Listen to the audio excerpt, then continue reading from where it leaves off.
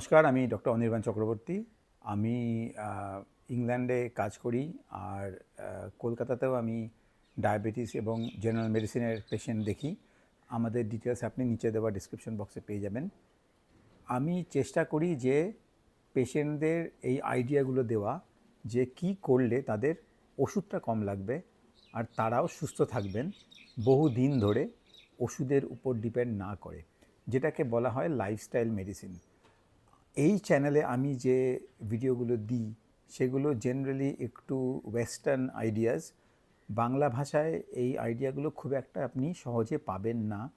তাই আমি আপনাকে অনুরোধ করব যে আপনি আমাদের ভিডিওগুলো যত্ন করে দেখুন এবং সেই মতো যদি নিজের লাইফস্টাইলটা চেঞ্জ করতে পারেন, আমি নিশ্চিত যে আপনি অনেকখানি ভালো থাকবেন।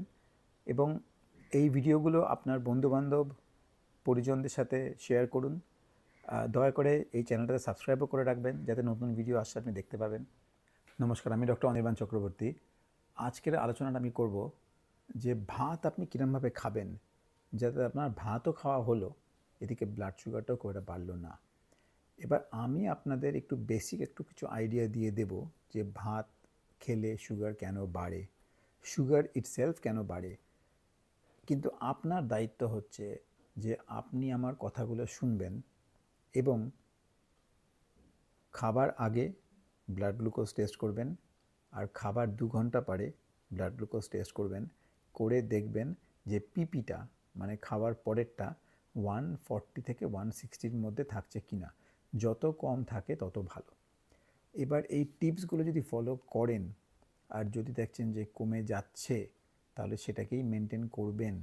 আর যদি দেখছেন যে কমছে না তাহলে আপনি কমেন্টে লিখে আমাকে জানাবেন, আমি চেষ্টা করব উত্তর দিতে।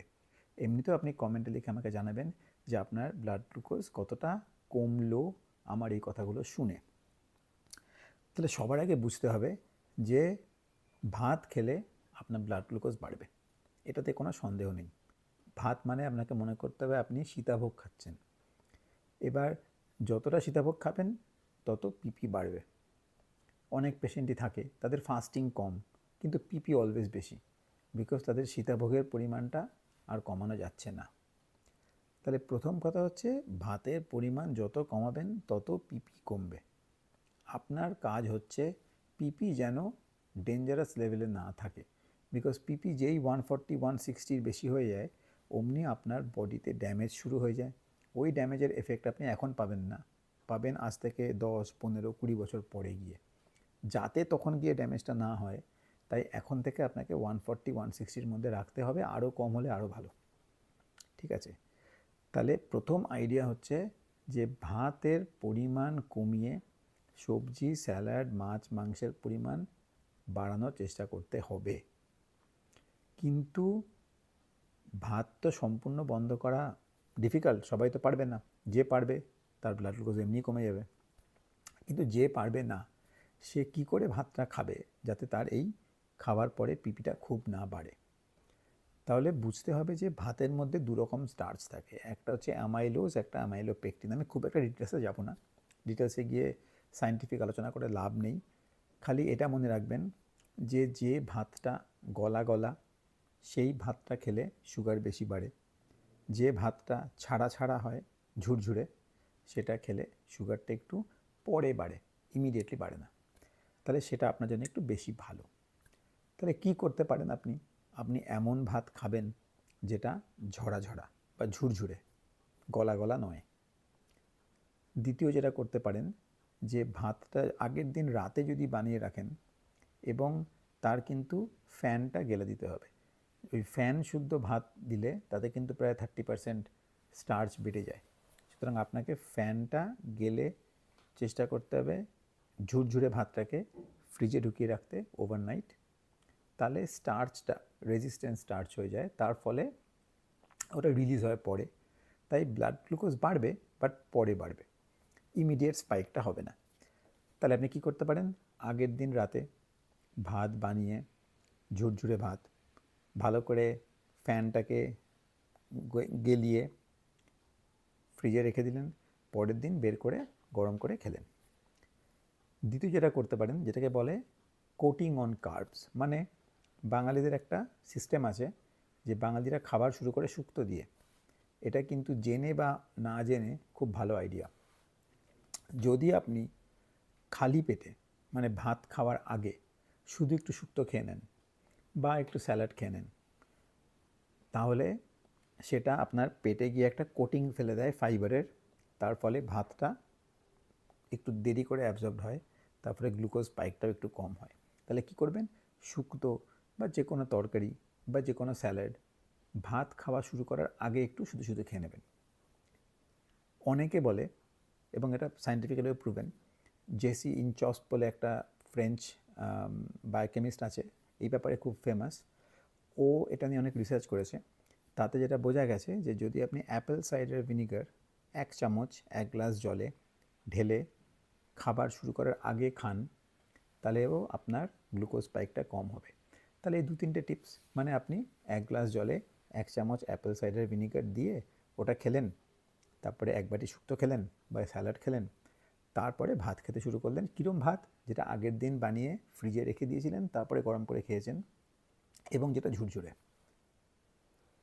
যদি এগুলো করেন তাহলে দেখবেন ভাত থেকে যা গ্লুকোজ স্পাইক হতো তার থেকে অনেক কম গ্লুকোজ স্পাইক হবে। কিন্তু ভাতের পরিমাণটা আপনাকে ততটাই রাখতে হবে যতটা রাখলে পিপিটা 140 থাকছে। যদি আপনার আজ থেকে 15-20 বছর পরেও ভালো থাকার ইচ্ছা থাকে।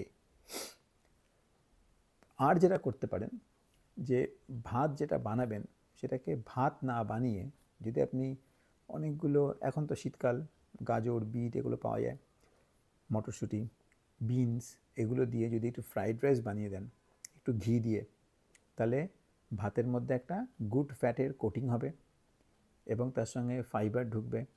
তাহলে যে পরিমাণে ফ্রাইড রাইস খাবেন তার মধ্যে অনেকখানি যদি ভেজিটেবলস থাকে, তাহলে ভাতের পোর্শনটা অ্যাকচুয়ালি কম হচ্ছে, ফ্রাইড রাইসের পোর্শনটা এতটা হলে ভাতটা এতটা হচ্ছে, তাহলে খারাপ জিনিসটা কম হচ্ছে, কিন্তু আপনি খাচ্ছেন এতটাই ফ্রাইড রাইস, সেটা কিন্তু আপনার জন্য বেটার। তাহলে কি করবেন? সামারি হচ্ছে এই, যে খাবার শুরু করার আগে পারলে একটু অ্যাপেল সাইডার ভিনিগার, পারলে একটু শুক্তো বা স্যালাড, তারপরে ভাতটা যেরকমভাবে বললাম সেরকমভাবে বানিয়ে, ভাতের জায়গায় ফ্রাইড রাইস হলে আরও ভালো।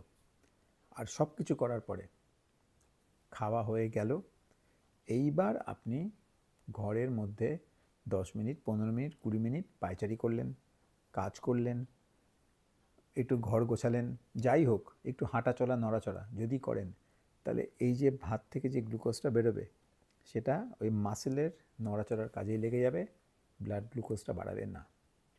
তাহলে খাবার আগে কিছু স্টেপ, খাবারের সময় কিছু স্টেপ, খাবারের পরে কিছু স্টেপ, এবং রেজাল্ট দেখাবে পিপি ব্লাড গ্লুকোজ। আপনি আমাকে কমেন্টে জানান যে কতটা দিয়ে শুরু করেছিলেন আর কত অবধি কমাতে পেরেছেন। যদি চেষ্টা করেন আমি যে উপায়গুলো বলছি, বাড়িতে বসে বিনা পয়সায় দেখবেন ম্যাজিকের মতো রেজাল্ট পাবেন। ভালো থাকবেন।